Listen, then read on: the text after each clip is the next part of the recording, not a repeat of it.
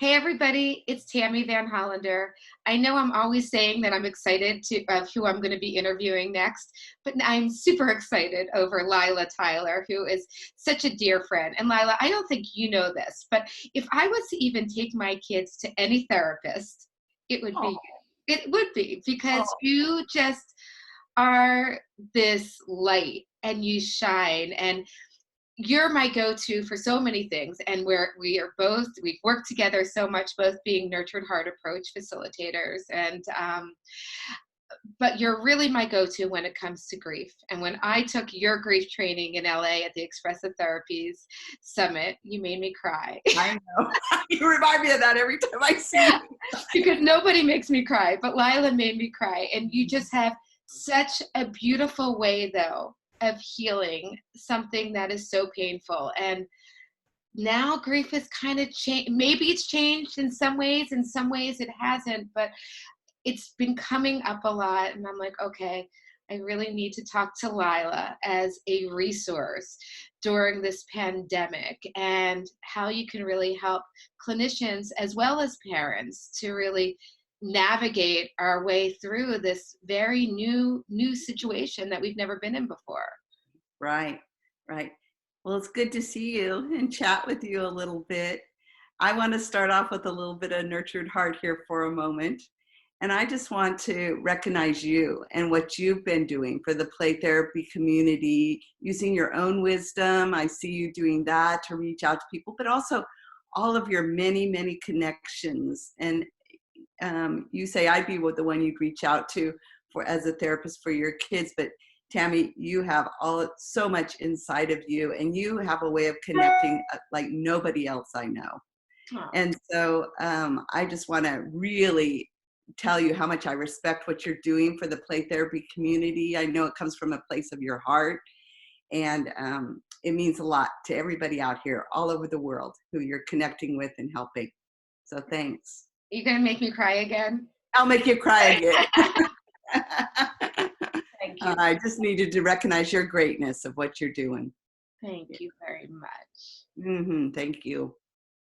So grief and loss, huh? Here's this favorite subject of ours. And fortunately, I haven't really had to deal with any clients who have dealt with a COVID death yet. But I wouldn't be surprised if it wasn't coming on my way, at some point, because that's what I specialize in, is grief and loss with kids and families. And so I thought I could just spend a little bit of time talking with you a little bit just about grief. And there's many kinds of grief. I think we're all just grieving the change in our lifestyles right now, and the fears that we're dealing with in regards to our own loved ones and friends and that. So I think that's what I'm dealing with right now with people. But anyway, I think one of the most important things I want to say first, and I think this has been said 100 times, but it's not all about the interventions that you're doing through the telehealth. It's more about who you are and how you connect with people. And that's the most important thing, is bring yourself to the room and just be respectful, and paying attention to what the client's giving you and following their lead. And so I think that's so, so important, especially when you're dealing with grief and loss. And I think the second most important thing about that is just being aware of your own stuff around grief. I don't know anybody who hasn't dealt with grief in their life of some sort. And so we all carry our own grief reactions, our own stuff that goes with it. And so we have to really be aware of that and in touch with that to do good grief work. I think it's so, so important.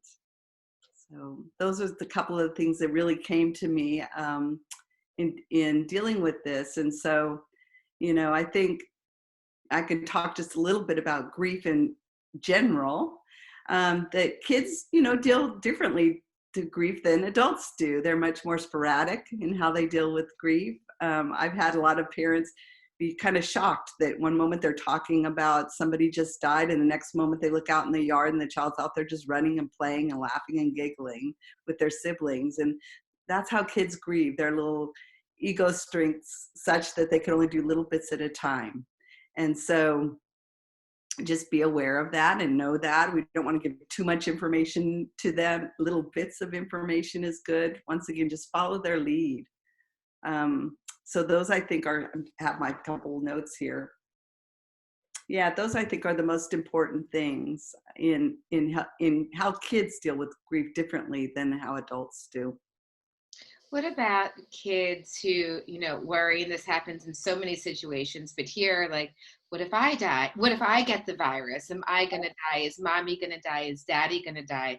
These are things that I can see some of my clients asking. Absolutely. I think those are questions. Well, we're all thinking that, right? So why would we think kids would be any different?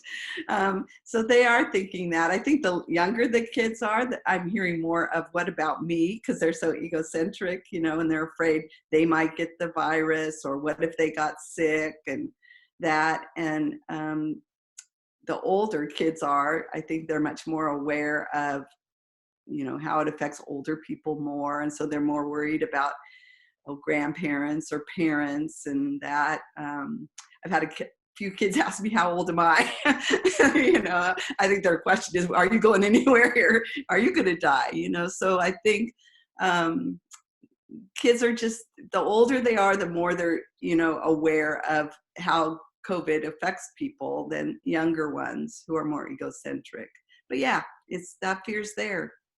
And I think all we can do is reassure them, that the big people around them are doing the best they can to take care of them. And there's things we know that help, like social distancing and washing our hands and all those things. And there's all those great little books out there right now about COVID that you've been talking about with some of the people on here. And I think I've been using some of those. I love all the videos like Risa Van Fleet's group's been doing with the animals talking about COVID. I don't think I've seen that one. I'll have to check it out. Oh, we have all kinds of animals. Even the service dog that's at our office, Theo, has a little thing out there on, I think she does them on YouTube too. Oh, okay. I see. I'm so busy giving resources. I'm missing out on all these great resources. Yeah, it's the animal assisted play therapy group of people. Yeah.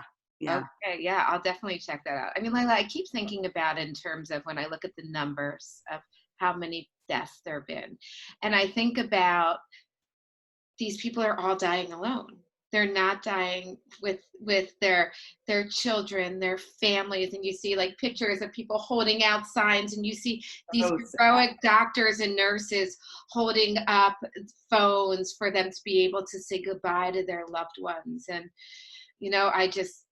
I think about the long-term impact and just individually of dealing with loss and grief, but this idea of how important goodbyes are. Even when we just think about goodbyes in general, for our own clients and termination, how important goodbyes are, and what this is like for so many of these families who really didn't get those proper goodbyes, and what that really looks like. Yeah. It's horrible. And I think right now, I had a friend recently whose mother was in the hospital with pneumonia, and she's elderly, and she was there almost a month and they couldn't visit her. Mm-hmm. And she was in ICU on a ventilator. I mean, just, it's so sad. So sad. I think that's the truth of what's going on. What's so different about COVID right now is this aloneness, and that people are in the hospital alone. Families can't be there with their loved ones, holding their hands, kissing them, giving them a hug. That's sad. It's not the same seeing them on FaceTime, I don't know. I think as humans, we need that touch, it's so important for us.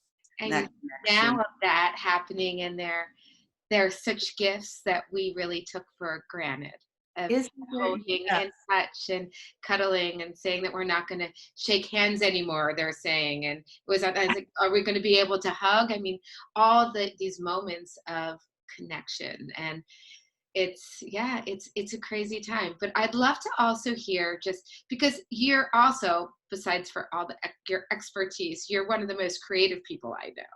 And you have so much creativity in terms of, although you haven't right now dealt with specific clients who have had a loss due to COVID, right. but what are some of the things that you'd be suggesting, and some tools that maybe you could help play therapists and therapists in general, as well as parents? And most importantly, I love what you said, and what everybody's really been saying in terms of these interviews, that it's not about throwing different interventions, and we don't throw it, and it's knowing your client and trusting the process, but first it's really being present, and it's a relationship, and that's everything. You can have all the interventions, but if Right. you don't have that relationship and you don't have that grounding and know your client and whatever theoretical background you have, then these things aren't going to work. And I think I love that you said that, and I value so much that and all the other interviews that they're saying that, because I don't want these interviews to be just throwing out interventions,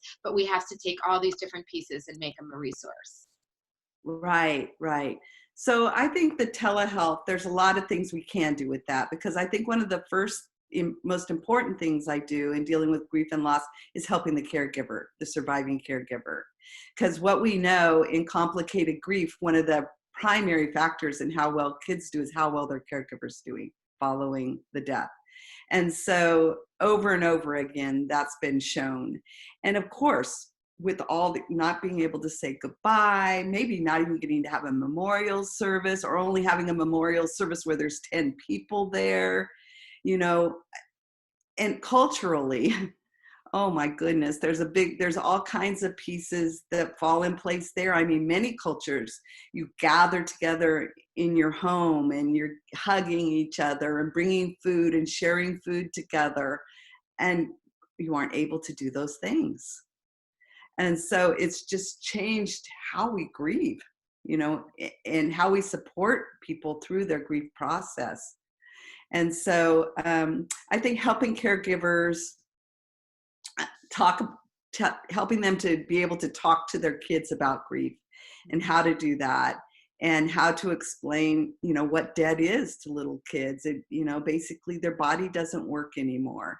They had this sickness that was, and whatever it was, whether it was cancer, whether it was COVID, you explain what the sickness was, what part of their body it affected. And that part of their body, maybe their lungs couldn't take air in, so they couldn't breathe anymore. And when you can't breathe anymore, your body doesn't work anymore. And that means you can't feel things, you can't see things, you can't walk, you can't talk, you can't think. Your body doesn't work anymore.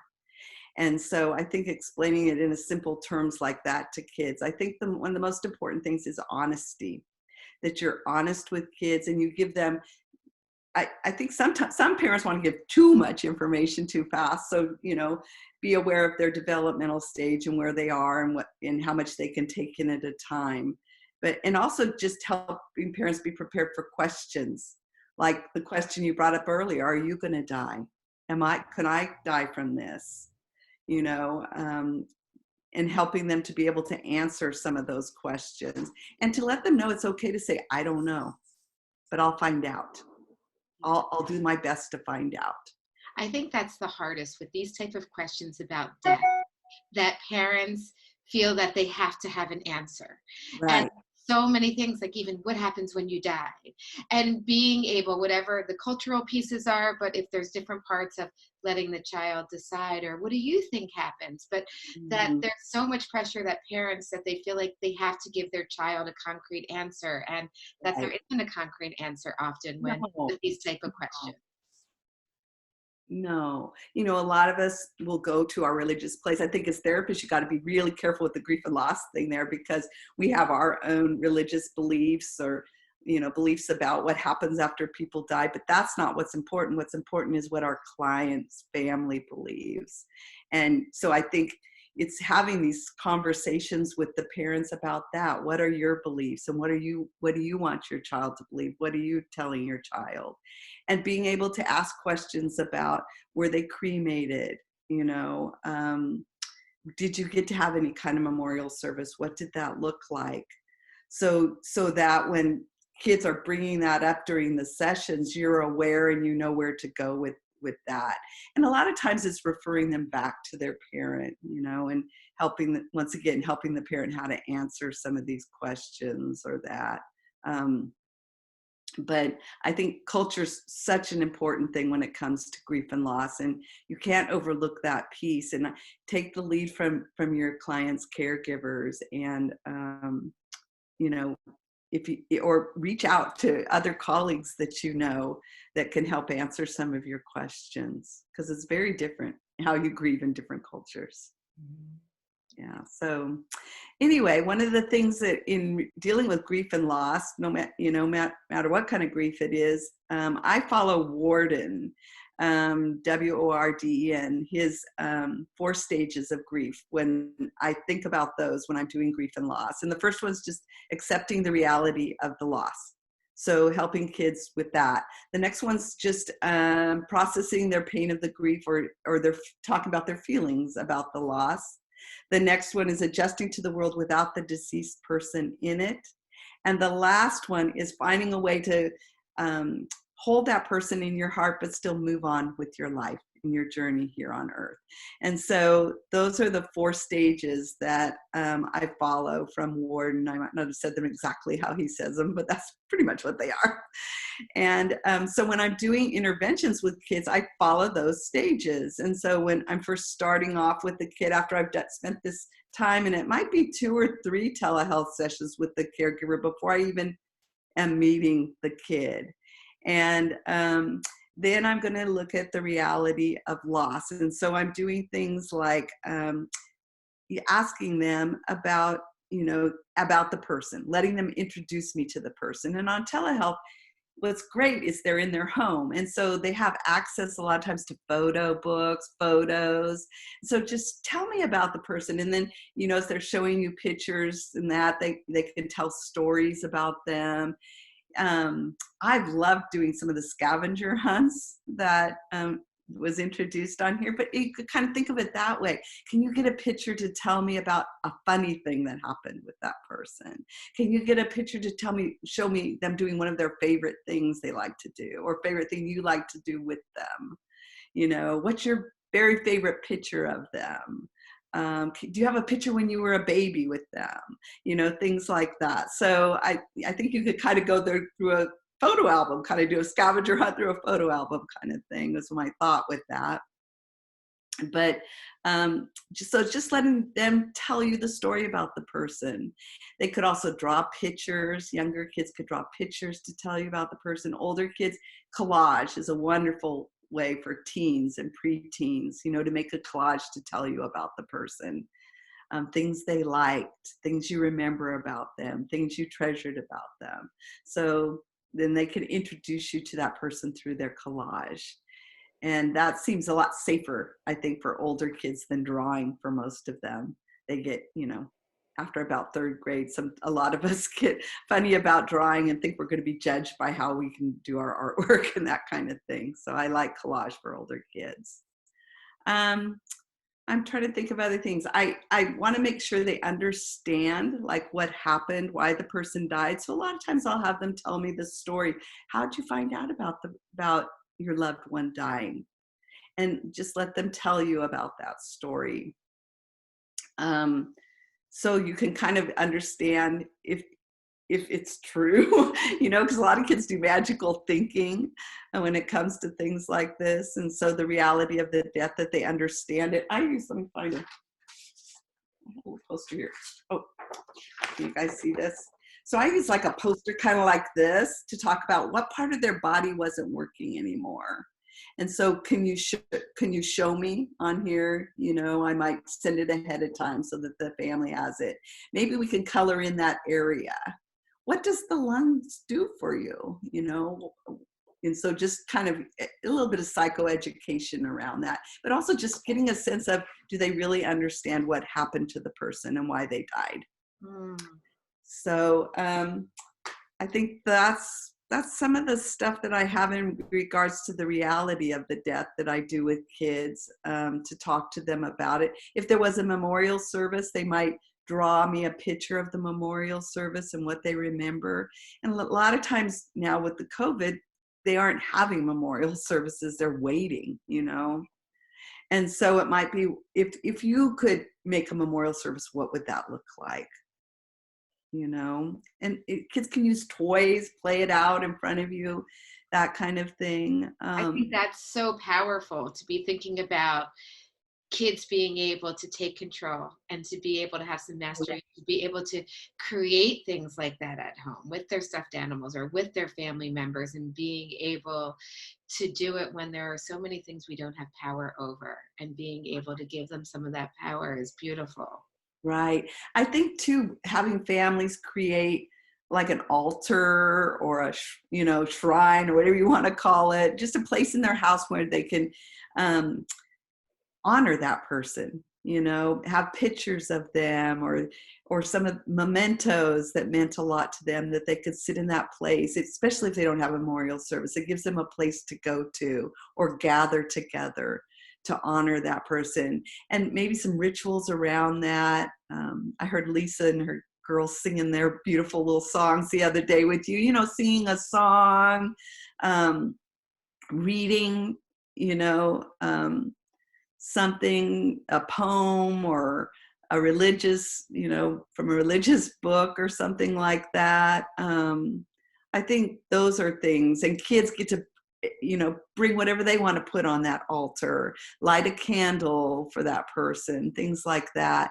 And I think I'm able to do a memory box or even a sand tray if they have access to it. Exactly. And I think one of the things I love to do with kids are touchstones. And so it's just finding a big rock, and they paint it or decorate it and putting it out in the yard, or a place where they can go when they want to think about that person, and they touch that stone and close their eyes and think about that person and think about memories of them. Or if they need to go there to cry, that's okay too, and one of my favorite little stuffed animals, here he is. Oh. I know. Isn't he cute? I always have him in my office, and kids always say, "Why is he sad?" And I say, "Oh, because we aren't happy all the time. And it's okay to be sad." I think so many of our dolls and stuffed animals all have such happy faces on them, So I love this little guy. You make that? No, I wish I did. It's great. I know, Lyla, you can talk for hours of all your different interventions, and I'm like thinking of so many different ones. And I love, as I do these interviews, it's just like reminding me of other things. We know that there's so many great books to be able to use, bibliotherapy for it, Invisible String, I know, is a big one. I love the Goodbye book by Todd Parr for little ones. I don't know if you have I'll grab my favorite. Okay, we need your favorite. Jungle Journey. I don't have that. Oh, I love this one. Hey. By Barbara Becker McIntyre. And it talks about Eleanor the elephant dies at the beginning of the story, and all the animals grieve differently. So the snakes are slithering along with their sadness and not knowing what to do. The monkeys are jumping around like monkeys would and being silly and that. And so just all the different animals. I think there's a turtle, puts his head. Here's the lions, they're fighting with each other, Anyway, it just talks about all the different animals and how they all grieve differently. Right. And then I often will use this book with families and talk about how do they all grieve differently? What animal would they be? And so it's kind of a fun one. And then in the end, all the animals use all their strengths to help each other through the jungle journey. Ah, okay. It's on my list. It's a really cute book. I really love that one. Yeah, I'm surprised I don't know it. Lyla, thank you so much for taking the time. I know we could talk for hours, you and I, all the different things, but we could chat offline about that. But I think it's so helpful. I mean, when it's topics that we're uncomfortable with, and grief is often one that many clinicians feel very uncomfortable talking about, feeling like they need the answer too, just like parents feel like they need to give an answer, and that we don't always have to give the answer, and we're just we're navigating them. We're helping them navigate through this loss, and there's so much loss going on right now. So I think that all of your insight is just so helpful. And maybe I could even link underneath on the YouTube video of some of the stages that you had talked about, and that would be, and maybe I'll also use the book as well as a resource. Sure. And if this goes on for a while and you want me to come back and talk about some interventions, maybe more specific things, I'd be happy to do that. I'm hoping that it's not after you've had many COVID cases, but it may happen, and you may now, once that happens, you may have a whole nother spin on things. So Right. you're always invited. You're always invited to come chat with me. So Lyla, thank you. And please be safe and take care. You too, my friend. Okay. Bye-bye. Bye.